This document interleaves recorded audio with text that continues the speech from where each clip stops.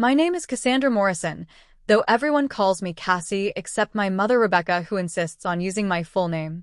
I was 27 when what should have been a celebration of my birthday turned into a nightmare that exposed decades of family dysfunction.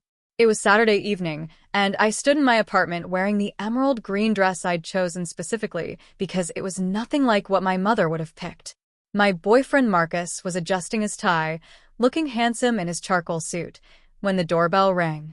Through the peephole, I saw my mother holding an elegant white bakery box. "The cupcakes," I told Marcus, opening the door to Rebecca Morrison's perfectly composed smile. "Cassandra, darling," she said, air-kissing my cheeks. "I brought something special for tonight." She handed me the box with an expression I couldn't quite read, pleased but somehow secretive. Inside were 12 beautiful cupcakes, each topped with elaborate buttercream roses. 11 had pink frosting, but one stood apart with deep purple icing that matched my dress exactly. "I had them make one in your favorite color," Mom explained, though purple had never been my favorite. "That one's just for you, the birthday girl." Something in her tone made me uneasy, but I pushed the feeling aside. This was supposed to be a good day. To understand why I'd be suspicious of my own mother's gift, you need to know our history. I grew up in an immaculate Tudor house in Westchester County, the kind of home that looked perfect from the outside but felt like a museum inside. Every surface gleamed, every pillow sat at precise angles, and every family photo was professionally staged. Rebecca Morrison had married my father David when she was 22, a beautiful woman who'd built her identity around being the perfect wife and mother. But her version of perfection required absolute control over every detail of our lives. My twin sister Sophia and I were born 3 minutes apart, but in my mother's eyes, we might as well have been from different planets. Sophia emerged first, a calm baby who rarely cried and seemed to instinctively understand what was expected of her. I followed, screaming and red-faced, apparently announcing my intention to disrupt the peace. From our earliest years, Mom divided us into roles that became our prison. Sophia was the good twin, obedient, agreeable, academically gifted in subjects Mom approved of like mathematics and science. I was the difficult one, creative, questioning, drawn to art and writing that Mom dismissed as impractical. "Cassandra, why can't you be more like your sister?" became the soundtrack of my childhood. When Sophia scored perfectly on a math test, it was celebrated with her favorite dinner. When I won a citywide art competition, Mom worried aloud about me, wasting time on hobbies instead of focusing on real subjects. The favoritism wasn't subtle. Sophia got the bigger bedroom, the newer clothes, the benefit of the doubt in any disagreement. I got criticism disguised as concern, constant comparisons, and the message that I was fundamentally flawed. By 16, I developed anxiety that manifested in people-pleasing behaviors that exhausted me. I straightened my naturally wavy hair because Mom said it looked unkempt. I abandoned oil painting for watercolors because they were less messy. I dated boys from families she approved of, even when they bored me to tears. College was my lifeline. I applied to art schools across the country, finally settling on the Rhode Island School of Design. Mom's disapproval was palpable. "Art school, Cassandra? What kind of career is that? Sophia's going to Columbia for pre-med." But for the first time in my life, I held firm. RISD was where I needed to be. Those 4 years transformed me. I discovered my voice as an artist, made friends like Emma and Jade who valued creativity, and slowly learned to trust my own instincts. I let my hair return to its natural waves, filled my dorm room with my paintings, and dated people I actually liked. After graduation, I moved to Brooklyn and started working at a small gallery while building my own art practice. I was painting seriously, showing my work, and living in a tiny but sun-filled studio apartment that felt more like home than the pristine house I'd grown up in. At 25, I met Marcus Rodriguez at a gallery opening. He was there reviewing the show for an art blog, and something about his thoughtful questions and genuine enthusiasm for the work drew me in. When he asked about my paintings, I found myself talking for hours about color theory and emotional landscapes. Marcus was everything I hadn't known I needed, supportive without being possessive, interested in my work without trying to direct it, and completely unimpressed by my mother's passive-aggressive comments about his bohemian lifestyle when they finally met. After 2 years together, he'd become not just my partner but my anchor. When anxiety about family dinners left me paralyzed, he'd bring me tea and listen without judgment. When I sold my first major piece, he celebrated like it was his own achievement. The birthday party had been my idea, a small gathering of close friends in my apartment to celebrate turning 27. Nothing elaborate, just good food, music, and people I actually enjoyed spending time with. But when I'd mentioned it to Mom during our weekly phone call, she'd immediately begun offering suggestions that felt more like demands. 27 is a significant birthday, Cassandra. Shouldn't you do something more formal? I could book the country club. I want to keep it small, Mom. Just friends. What about family? What about the Martins? You know how hurt Mrs. Martin will be if she's not invited. The Martins were family friends I barely knew, but somehow Mom had turned my birthday into another opportunity to manage her social obligations. It's my birthday, I'd said firmly. I want to celebrate with people who actually know me. The silence on the other end was loaded with disapproval. Well, she'd finally said, I suppose I can't force you to be considerate. But I'm bringing cupcakes from that bakery you used to love. I hadn't loved that bakery, Sophia had. But correcting Mom felt pointless. Now, looking at the cupcakes in my kitchen while Marcus arranged flowers and our friends began arriving, I tried to shake off the unease. This was my party, my space, my chosen family. Emma and Jade arrived first, bringing wine and their infectious energy. Then came my gallery colleagues, Marcus's writer friends, and a handful of other people who made up our Brooklyn creative community. The apartment filled with laughter and conversation that felt genuine in a way family gatherings never did.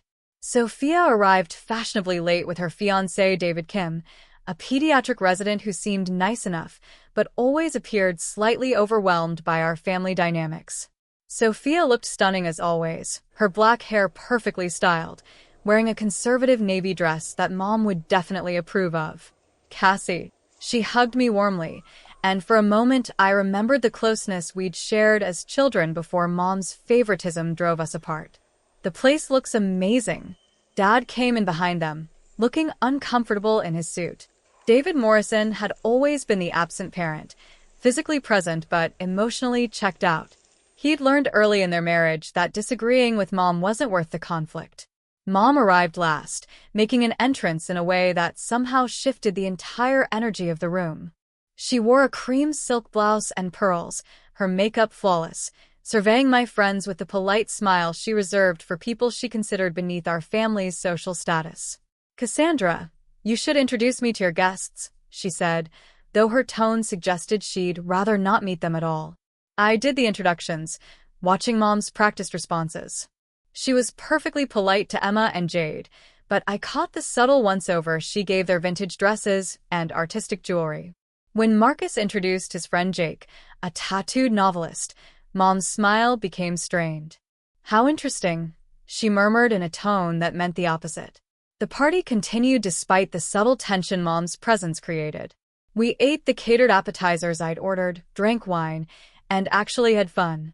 I started to relax, thinking maybe this would be okay after all. Then Mom announced it was time for cupcakes. I thought we'd do this properly, she said, producing birthday candles from her purse. 27 candles for our birthday girl. She began arranging the cupcakes on a platter, placing the purple one directly in front of me. The others formed a circle around it, pink roses blooming in the soft light. Make a wish, Cassandra, Mom said, lighting the candles. Her eyes were fixed on me with an intensity that felt strange. Everyone gathered around as I leaned over the cupcakes. But as I got closer to the purple one, I caught a scent that made me pause. Beneath the sweet frosting was something else, a sharp, almost antiseptic smell that reminded me of the art studio's chemical solvents. I straightened up, confused. Mom, did you add something to the frosting? Just vanilla extract, she replied quickly. Make your wish before the wax strips. The smell was definitely wrong. My years working with art supplies had made me sensitive to chemical odors, and this wasn't vanilla extract.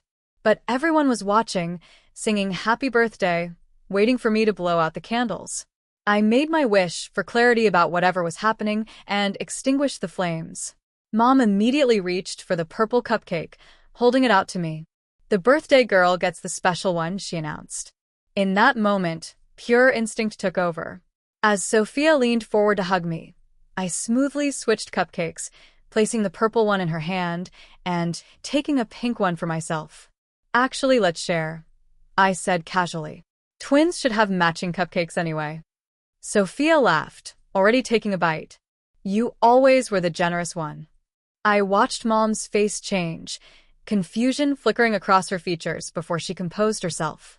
But her eyes stayed fixed on me, as if waiting for something that wasn't happening. The party continued for another hour. I mingled with friends, opened presents, and tried to ignore the knot of anxiety in my stomach. Every few minutes, I'd catch Mom watching me with that same expectant expression. Then Sophia began looking unwell. It started subtly. She excused herself to the bathroom, came back looking pale. David noticed first, asking if she felt okay. She waved him off, but within minutes, she was gripping the back of a chair for support. "I don't feel right," she said, her words slightly slurred. "Dizzy." David, with his medical training, immediately went into professional mode. He checked her pulse, asked about her symptoms, looked at her pupils with his phone's flashlight. "Something's wrong," he announced. "This isn't normal." Sophia suddenly lurched toward the bathroom, and I heard her being violently sick. David followed, and when they didn't emerge after several minutes, I knocked on the door. "She can't stop vomiting," David called out. "And she's becoming disoriented. I'm calling 911. The room erupted into concerned murmurs. Mom rushed toward the bathroom, her face a mask of worry that seemed genuine. "What could have caused this?" she asked, but her question felt performative. As we waited for the paramedics, I pulled David aside. "She only ate one cupcake," I said quietly. "The purple one." His eyes sharpened. "Which cupcake?" "The one Mom said was special for me." I switched with her at the last second. David stared at me, the implication hitting him immediately. "You think?" "I don't know what I think," I interrupted, but that was a lie. Deep down, I knew exactly what I thought. The paramedics arrived and quickly assessed Sophia's condition. Her blood pressure was dangerously low, her heart rate erratic. They asked rapid-fire questions about allergies, medications, what she'd consumed. "Just one cupcake," David told them. "And maybe half a glass of wine." "This doesn't look like alcohol poisoning," one paramedic said. "Her symptoms suggest some kind of drug interaction or poisoning." They loaded Sophia onto a stretcher, and David rode with her to the hospital. The party dissolved as friends offered awkward condolences and quickly departed. Soon it was just me, Marcus, my parents, and the overwhelming silence of what had just happened. "I should go to the hospital," I said, grabbing my purse. "Of course," Mom replied, but something in her voice sounded hollow. "Though I'm sure it's just a coincidence. Perhaps the frosting was spoiled." I turned to look at her directly. "Mom, did you make that cupcake yourself?" "What are you implying, Cassandra?" Her tone was sharp now, defensive. "I'm asking a simple question. I bought them from Sullivan's Bakery, just like I said. If there was something wrong with it, it's their fault." But I knew Sullivan's Bakery. They were known for their quality, their attention to detail. They wouldn't have made such a mistake. Marcus drove me to the hospital while Dad took Mom their car. During the ride, I couldn't stop thinking about the chemical smell, about Mom's expectant expression, about the way she'd insisted that specific cupcake was for me. "Do you really think your mother would poison you?" Marcus asked quietly. "I don't know," I said, staring out the window. 2 years ago, I would have said absolutely not. But lately, she's been different.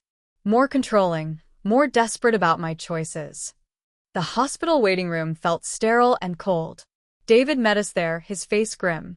"They're running toxicology tests," he said. "Her symptoms are consistent with benzodiazepine poisoning, sleeping pills, or anti-anxiety medication in high doses." My blood went cold. How high? High enough to be dangerous, especially with alcohol. If she'd eaten the whole cupcake. He trailed off, the implication clear. Mom and Dad arrived, and Mom immediately began asking questions about Sophia's condition. Her concerns seemed genuine, but I found myself studying her expressions, looking for cracks in the facade. A doctor emerged from the treatment area, asking to speak with family members. We gathered in a small consultation room. "Your daughter has been poisoned with a significant amount of lorazepam," the doctor explained. "Combined with alcohol, this could have been fatal. Do you have any idea how she could have ingested this?" The room fell silent. I felt all eyes on me, waiting for someone to speak. "She ate a cupcake," I said finally. "A special one that was supposedly made for me." The doctor's eyebrows raised. "Made for you? Can you elaborate?" I explained about the purple cupcake, the chemical smell, the last-minute switch. The doctor listened intently, occasionally glancing at my parents. "We'll need to test the remaining cupcakes," the doctor said. "This appears to be a case of attempted poisoning." Mom's face went white. "That's ridiculous. I bought those cupcakes from a reputable bakery. If there was something wrong with them, it's their fault." "Mrs. Morrison," the doctor said carefully, "lorazepam doesn't occur naturally. Someone deliberately added it to the food." The words hung in the air like a toxic cloud. Dad looked shell-shocked, his face cycling through confusion, denial, and dawning horror. "Rebecca," he said quietly, "did you?" "How dare you?" Mom snapped. "How dare any of you suggest I would harm my own daughter?" But her indignation felt hollow, performed. I'd seen this reaction before, the immediate counterattack, when she was cornered. The police arrived an hour later. Detective Martinez was a middle-aged woman with kind eyes and a no-nonsense demeanor. She interviewed each of us separately, starting with me. "Tell me about your relationship with your mother," she said. I found myself explaining years of emotional manipulation, the constant criticism, the favoritism toward Sophia. It felt strange putting it all into words for a stranger. "Has your mother ever been violent before?" "Not physically," I said. "But she's always been controlling. And lately, since I've been more independent, she's been desperate. Like she's losing control and doesn't know how to handle it." When it was Mom's turn, I could hear raised voices through the thin walls. She emerged looking composed but angry, her lawyer. When had she called a lawyer? Beside her. The toxicology report confirmed what we all feared. The purple cupcake contained enough lorazepam to incapacitate an adult, possibly fatally, when combined with alcohol. Mom was arrested that night. As they led her away in handcuffs, she looked back at me with an expression I'd never seen before, pure hatred mixed with something that might have been despair. "You've destroyed our family, Cassandra," she said. "I hope you're satisfied." The days that followed felt surreal. The story hit the local news. Mother attempts to drug daughter at birthday party. And I found myself at the center of a media storm I never wanted. Dad moved into a hotel, unable to face the house where he'd lived with a woman who'd tried to poison their daughter. He looked 10 years older, the weight of his denial finally crushing him. "I knew she was difficult," he told me over coffee at a neutral location. "But I never imagined, how did I miss this? How did I let it get so bad?" Sophia recovered physically within a few days, but the emotional trauma ran deeper. When she was finally lucid enough to understand what had happened, she broke down completely. "She tried to hurt you," she sobbed. "And I got hurt instead. How long has she been this sick?" That was the question haunting all of us. How long had Mom been capable of this kind of violence? Had there been other incidents we'd missed or misinterpreted? The police investigation revealed a disturbing pattern. Mom had been researching sedatives online for months. She'd filled prescriptions for anxiety medication from multiple doctors, claiming she needed them for panic attacks. Her computer history showed searches for undetectable drugs and how much lorazepam is fatal. Most chilling was her journal, discovered hidden in her bedroom. Page after page detailed her growing resentment toward me, her belief that my independence was destroying the family, her conviction that I needed to be taught a lesson. The final entry, dated the day of my party, was particularly disturbing. "Cassandra needs to understand that actions have consequences. A little scare will remind her where she belongs. Just enough to make her sick, to cancel her plans, to come home where I can take care of her properly." She hadn't intended to kill me, the lawyers argued during her competency hearing. She'd wanted to incapacitate me, to force me back under her control. The near-fatal dose was a miscalculation, not attempted murder. But intent mattered less than the fact that she'd been willing to drug her own daughter to maintain control. The trial was a media circus. Mom's lawyer painted her as a devoted mother suffering from untreated mental illness, someone who'd lost touch with reality due to empty nest syndrome and undiagnosed personality disorders. The prosecution focused on the premeditation, the research, the careful planning that had gone into the attempt. This wasn't a moment of madness. It was calculated abuse. I testified about years of emotional manipulation, the constant criticism, the way she tried to control every aspect of my life. It was painful reliving those memories in front of strangers, but also liberating to finally speak the truth publicly. Sophia's testimony was even more powerful. She described how Mom had always pitted us against each other, using favoritism as a weapon to keep us both in line. Her near-death experience had opened her eyes to the dysfunction she'd been complicit in. Dad's testimony broke my heart. He admitted to being a passive enabler, prioritizing peace over protection. His guilt was palpable as he described incident after incident where he'd chosen to look the other way rather than confront Mom's behavior. The jury deliberated for 3 days before returning a verdict, guilty of attempted poisoning and endangering a life. Mom was sentenced to 5 years in prison with mandatory psychiatric treatment. As they led her away for the final time, she didn't look back. The woman who'd controlled my life for 27 years was finally gone, but the emotional wreckage she'd left behind would take years to clear. The aftermath was both devastating and liberating. Our family, such as it was, disintegrated completely. Dad filed for divorce and moved across the country to live near his sister. Sophia and David postponed their wedding indefinitely while she dealt with the trauma and survivor's guilt. But for the first time in my life, I was truly free. Free from the constant criticism, the manipulation, the fear of never being good enough. Free to make my own choices without worrying about Mom's approval or retaliation. Marcus and I grew stronger through the crisis. He'd stood by me through the trial, the media attention, the family drama. When I had nightmares about what could have happened if I hadn't switched Cupcakes, he held me until the fear passed. Your instincts saved your life, he reminded me. Trust them. They'll never steer you wrong. I started therapy to deal with the years of emotional abuse I'd normalized. Dr. Sarah Chun, no relation, despite the shared surname, specialized in children of narcissistic parents. Your mother's behavior fits the pattern of malignant narcissism, she explained during one session. The need for control, the inability to accept your independence, the willingness to harm you rather than lose you, these are classic signs. Learning the clinical terms for what I'd experienced was oddly comforting. I wasn't crazy, wasn't overreacting.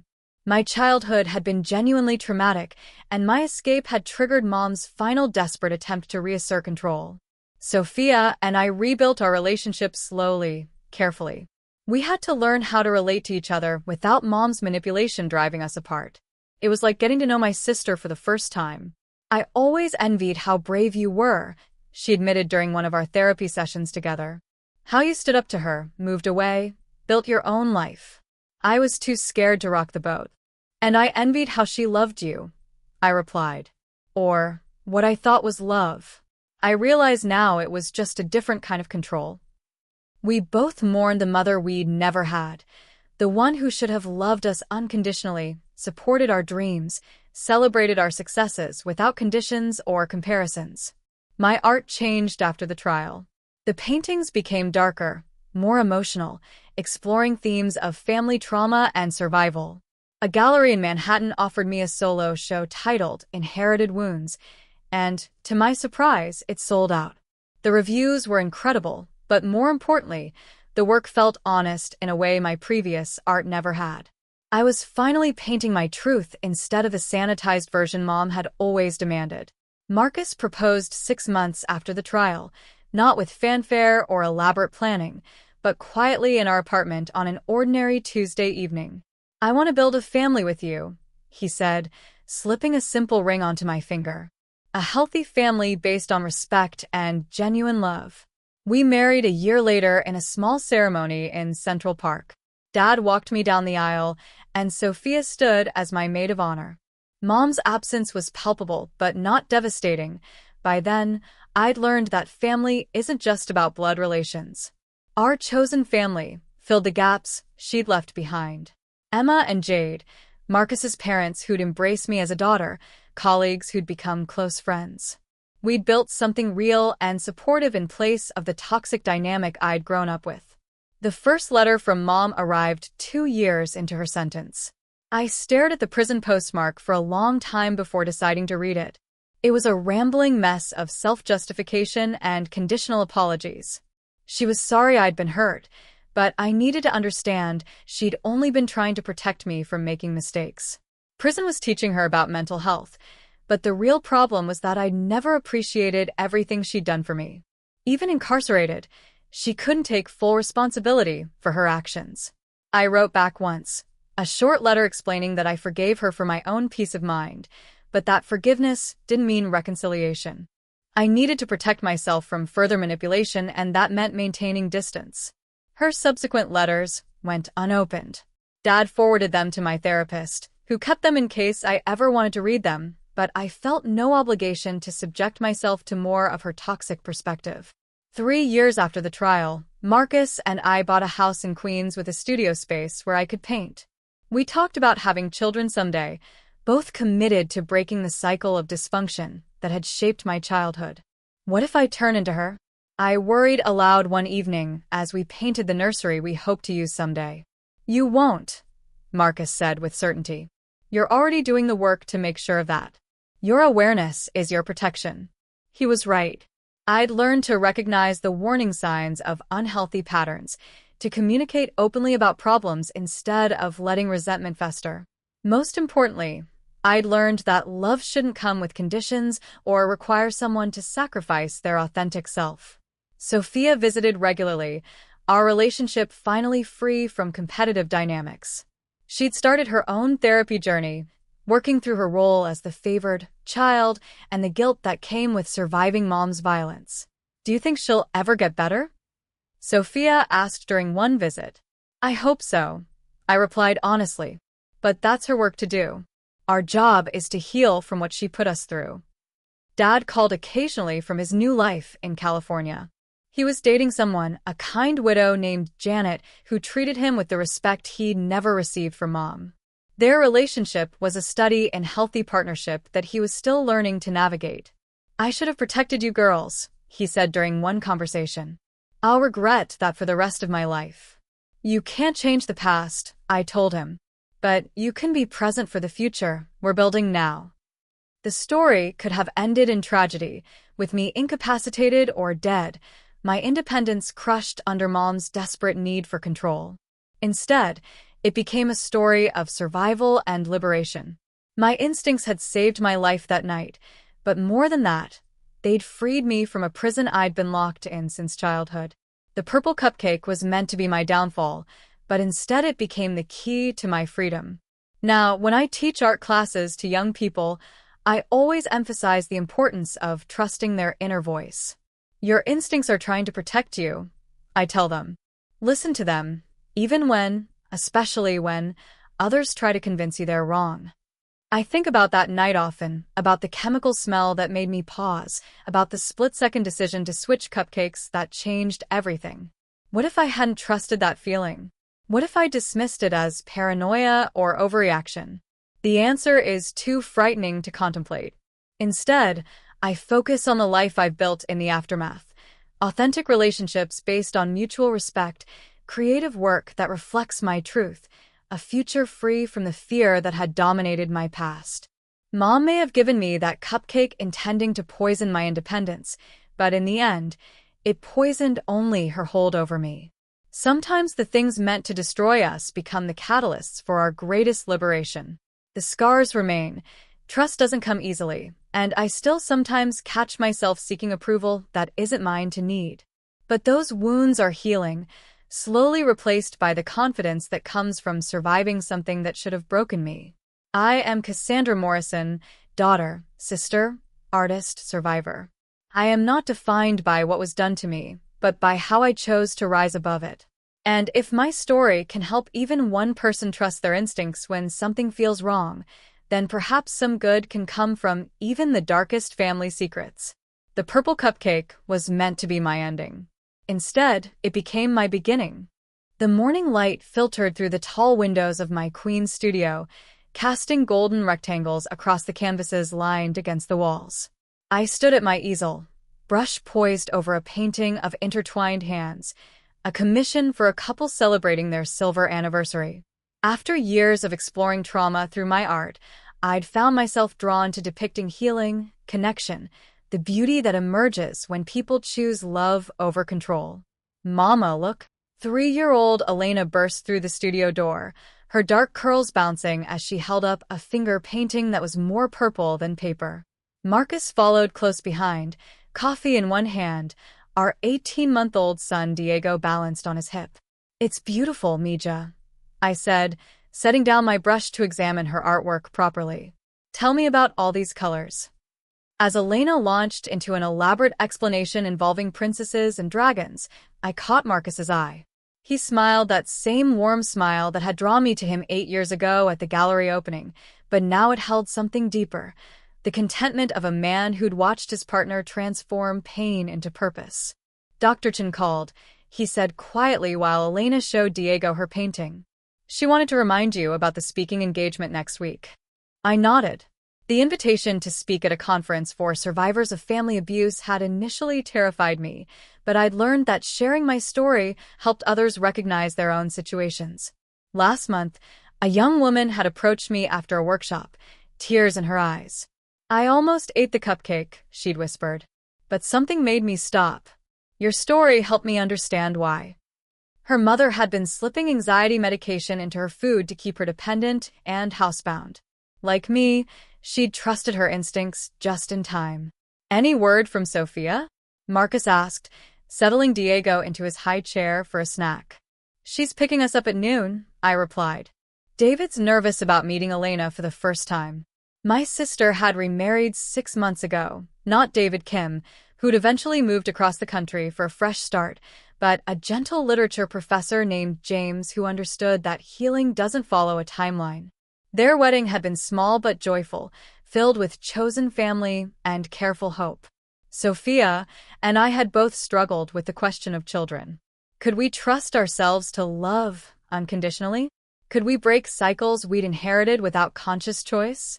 Therapy helped, but ultimately it took a leap of faith. Faith in our awareness, our commitment to doing better, our partners who'd witnessed our growth. The doorbell rang, and Elena shrieked with excitement. "Aunt Sophie." I opened the door to find my sister glowing with early pregnancy, James beside her with a nervous but genuine smile. We'd all learned that family dinners required careful orchestration now. Too much intensity could trigger old patterns, but the joy of watching our children play together made the effort worthwhile. "How are you feeling?" I asked, hugging Sophia gently.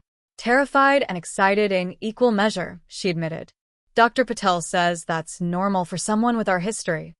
We'd both found therapists who specialized in intergenerational trauma. Mine, Dr. Chen, had helped me understand that hypervigilance could be both a survival mechanism and a trap. Sophia's therapist focused on perfectionism and people-pleasing, the good child wounds that were harder to recognize but equally damaging. Over lunch in my sun-filled kitchen, we watched our children with the careful joy of people who understand how precious normalcy can be. Elena shared her crayons with Diego, who promptly tried to eat them. James told stories that made everyone laugh. Marcus prepared food with the unconscious ease of someone who'd never had to wonder if it was safe to eat. "Any contact lately?" Sophia asked quietly while the men cleaned up and the children napped. I knew she meant Mom. After 3 years of returned letters, I'd heard through Dad's occasional updates that she'd been released early for good behavior. She was living in a supervised housing facility, supposedly doing better with medication and therapy. "She sent a card for Elena's birthday," I said. "I didn't open it, but I kept it, just in case she ever wants to know about her grandmother someday." This was something Dr. Chun and I had discussed extensively, how to handle mom's potential presence in my children's lives. The answer was boundaries. Firm, consistent boundaries backed by the law, if necessary. Do you think she's actually better? Sophia asked. I think she's learned to manage her symptoms, I replied carefully. But that's different from taking responsibility for what she did. Until she can do that authentically, without conditions or justifications, I can't risk my family's safety. It was a hard-won wisdom, the ability to hope for someone's healing while protecting yourself from their continued capacity to harm. The afternoon passed peacefully, a stark contrast to the family gatherings of our childhood. No walking on eggshells, no performance of perfection, no undercurrent of judgment or manipulation. Just people who cared about each other sharing space and time. As they prepared to leave, James pulled me aside. Thank you, he said simply, for helping Sophia learn that she deserves to be loved without conditions. It made it possible for her to love me the same way.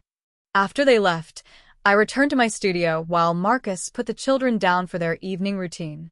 The painting of intertwined hands seemed to glow in the fading light, a testament to the connections that heal rather than bind. My phone buzzed with a text from Emma, now a successful curator in Los Angeles. Saw your piece in Art Forum. So proud of how far you've come. Below was a photo of her own daughter, born last year, finger painting with the same joyful abandon as Elena. These were my people now, chosen family bound not by DNA, but by mutual respect, shared values, the commitment to break cycles of harm. We celebrated each other's successes without competition, supported each other through struggles without keeping score. That evening, as I tucked Elena into bed, she asked the question that had become part of our nightly ritual. Tell me about when you were little, Mama. I'd learned to share age-appropriate versions of my story, how sometimes families can be complicated, how important it is to trust your feelings when something doesn't seem right, how love should make you feel safe and valued. When I was little, I said, smoothing her hair, I learned that my feelings were very smart. They tried to keep me safe, even when other people didn't listen to them. Like when I didn't want to pet that big dog at the park? Exactly like that. Your feelings are your superpower, Mija. Always listen to them. After she fell asleep, I found Marcus on our small balcony, looking out at the city lights. He wrapped his arms around me from behind, and I leaned into the solid warmth of his chest. Good day, he asked. Very good day, I replied. I keep waiting for the other shoe to drop, you know? For something to go wrong. That's trauma talking, he said gently. Not intuition. There's a difference. He was right. I'd learned to distinguish between the hypervigilance born of past wounds and the genuine inner wisdom that had saved my life. It was ongoing work, the healing, not a destination but a daily practice of choosing trust over fear, connection over control. The anniversary is next week, I said. It would be 8 years since the night that changed everything. How do you want to mark it? This, too, had become a ritual, acknowledging the date not as a tragedy, but as a transformation. Some years we lit candles and talked about lessons learned. Other years we celebrated with friends who'd become our chosen family. I want to make cupcakes, I said. With Elena. Purple ones. Marcus was quiet for a moment, understanding the significance. Are you sure? I'm sure. It's time to reclaim that symbol. To show her that purple can be beautiful, that sweetness doesn't have to hide danger, that we can take back the things that were meant to hurt us. The next morning, Elena and I stood in the kitchen surrounded by flour and food coloring, creating something joyful from ingredients that had once been weaponized. She stirred the purple batter with serious concentration while Diego banged wooden spoons against his high chair in accompaniment. These are happy cupcakes, Elena announced, licking the spoon. Not scary ones. That's right, baby girl. We make our own sweetness now. As I watched her carefully portion the batter into paper cups, I thought about the woman I'd been 8 years ago, anxious, people-pleasing, still seeking approval from someone incapable of giving unconditional love. That woman couldn't have imagined this kitchen, these children, this hard-won peace. The cupcakes emerged from the oven perfectly purple, crowned with Elena's enthusiastic frosting application. We shared them at dinner, Marcus making exaggerated sounds of appreciation that sent both children into giggles. To new traditions, he said, raising his coffee cup in a mock toast. To trusting our instincts, I replied, clicking my cup against his. To purple cupcakes, Elena shouted, frosting on her nose. Later that night, after the children were asleep and the kitchen was clean, I sat in my studio working on a new piece, a mother and daughter, hands intertwined not in possession but in blessing. The kind of connection I was building with Elena, the kind I'd never had but could still create. My phone rang, interrupting the peaceful silence. The caller ID showed a number I didn't recognize, but something made me answer. Cassandra? The voice was older, more fragile than I remembered, but unmistakably hers. For a moment, I couldn't speak. Then, hello, Mom.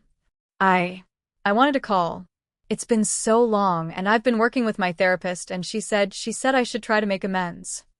The old me would have leaped at this opening, desperate for any scrap of maternal approval.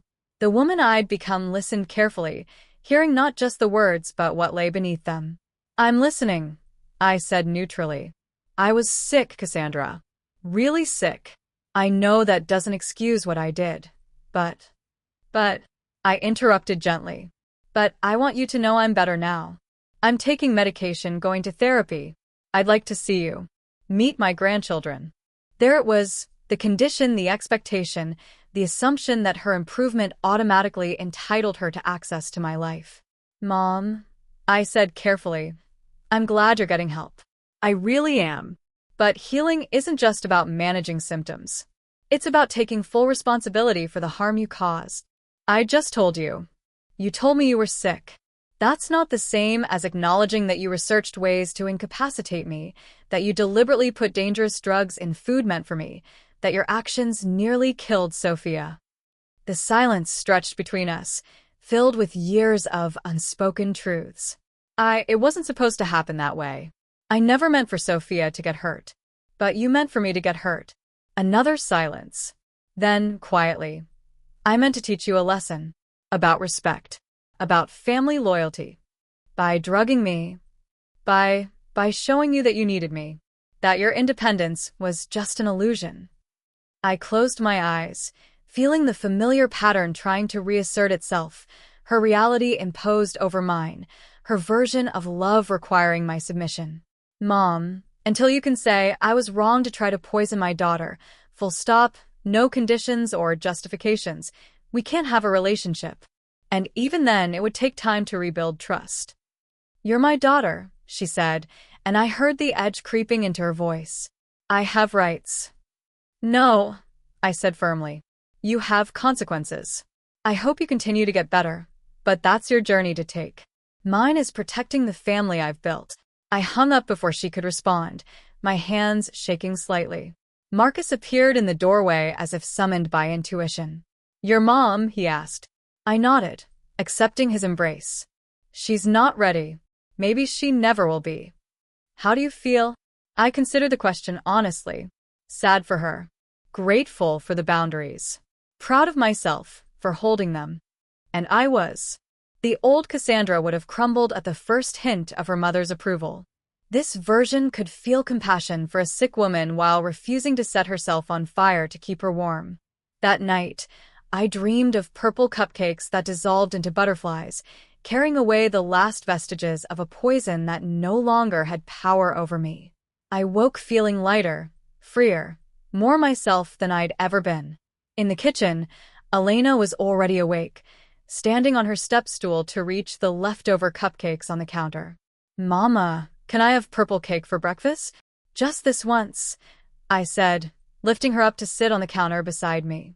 But next time, let's try asking first, okay? She nodded solemnly, purple frosting already decorating her pajamas. Outside, the sun was rising over Queens, painting the sky in shades of possibility. I thought about the woman who'd tried to poison me 8 years ago, probably waking up in her supervised housing facility, still believing that love meant control. Then I looked at my daughter, who'd asked permission before taking something that was freely offered, who trusted that her needs would be met without manipulation or conditions. The cycle was broken. Not easily, not without scars, but definitively. Every morning I woke up free to choose love over fear, connection over control, trust over suspicion. Every cupcake Elena and I made together was a small act of rebellion against the legacy of poison I'd inherited. "Mama," Elena said, tugging on my sleeve. "You're smiling." "I am, baby girl. I really am." And in that sun-filled kitchen, surrounded by the evidence of a life built on authentic love, I finally understood what happiness felt like without the shadow of someone else's needs darkening the edges. The purple cupcake had been meant to end my story of independence. Instead, it had begun my story of freedom, not just from my mother's control, but from the belief that I had to earn love through submission, that safety required vigilance, that sweetness always hid something bitter. Some stories end with forgiveness and reconciliation. Mine ended with boundaries and peace, with the radical act of choosing my own well-being over someone else's comfort. It was a different kind of happy ending, but it was authentically mine. And that, I'd learned, was the most important thing of all.